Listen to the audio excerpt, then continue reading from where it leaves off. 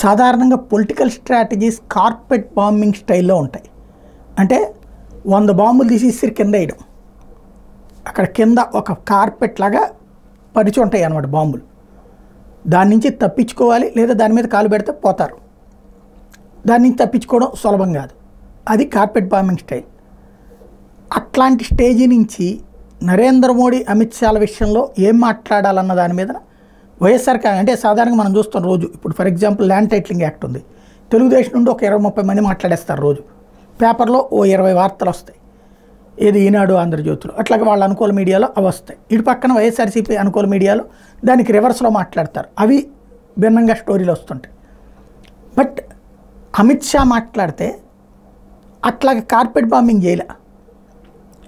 YCP limited response, అది కూడా Sajjala Ramakrishna Reddy Telugu medium గురించి మాట్లాడటం, ఆలోచించుకోండి అని చెప్పడం. అంతకు మించి అటాకింగ్ మోడ్లోకి పోలే.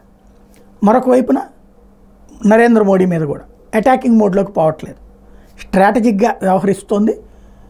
ఇక నెక్స్ట్ జరిగేటటువంటి రోజుల్లో ఏమన్నా పెరగచ్చు. ఏంటంటే మోడీ తీవ్రత పెంచిన దాన్ని బట్టి రాజకీయం మారే అవకాశం ఉంటుంది.